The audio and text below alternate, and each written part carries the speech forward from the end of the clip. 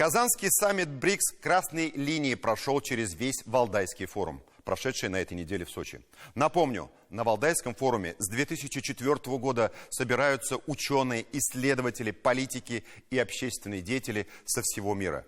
Это одна из авторитетных площадок по анализу текущей ситуации в мире и прогнозированию будущего. Но обо всем по порядку.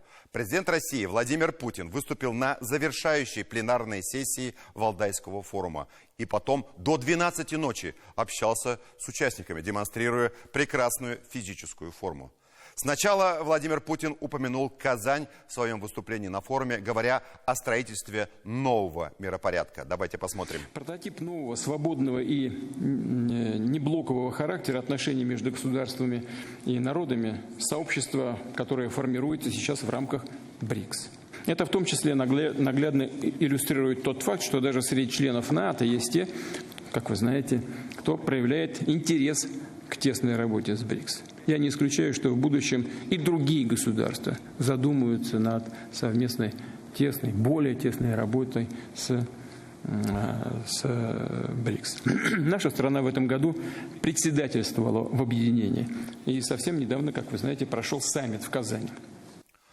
В ходе открытого диалога с участниками Валдайского форума Владимир Путин второй раз упомянул Казань-БРИКС, отвечая на вопрос, какие страны смогут гарантировать в будущем более равноправное и свободное от какого-либо диктата будущее мира. Мне бы хотелось, чтобы мир был сбалансированным, и чтобы в нарождающейся многополярной системе учитывались по максимуму, насколько это возможно, интересы всех участников международного общения. Чтобы была создана система, которая бы учитывала интересы друг друга, и чтобы был создан механизм поиска компромиссов.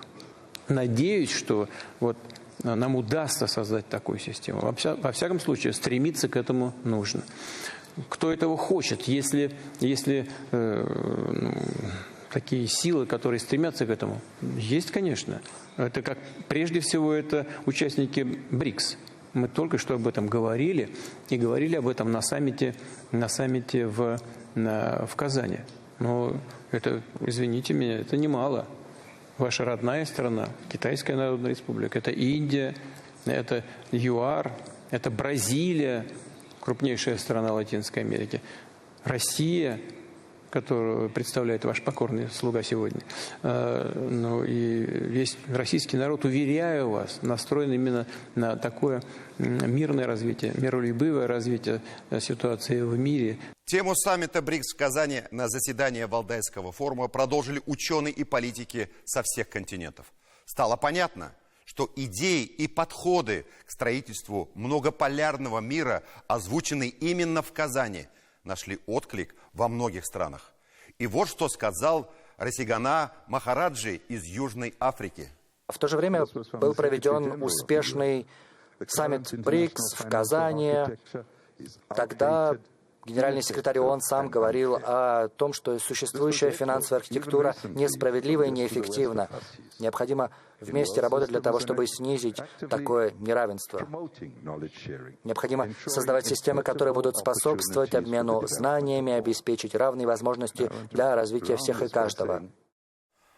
Профессор Паула Батиста Ногейра из Бразилии, задавая вопрос Владимиру Путину о платежах в рамках БРИКС в национальной валюте и необходимости создания новой резервной валюты, также упомянул обсуждение этой темы на Казанском саммите БРИКС, процитировав президента Бразилии Лулу Сильва. Согласитесь ли вы, что платежи в национальных валютах есть определенные ограничения, и что мы постепенно, шаг за шагом, аккуратно будем переходить к новым средствам платежа, новой резервной валюте.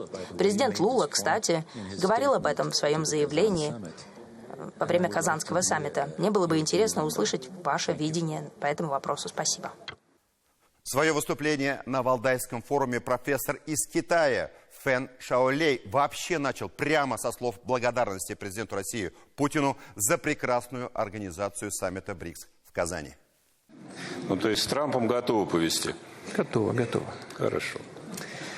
Так, ну что же, пока нет Трампа, давайте поведем дискуссию с теми, кто здесь. Давайте начнем с профессора Фэн Шаолей.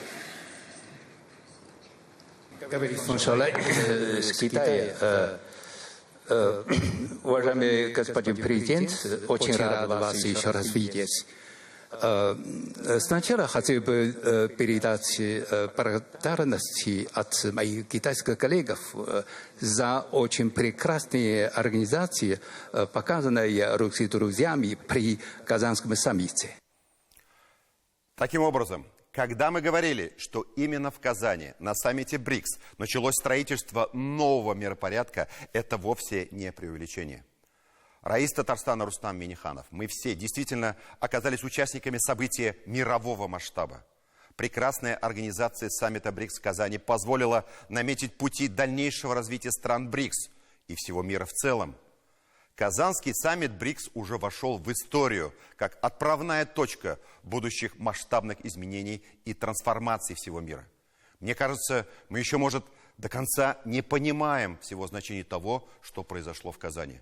Но одно у меня не вызывает сомнений. В строительстве фундамента нового миропорядка, который начали создавать в Казани, есть доля участия каждого татарстанца.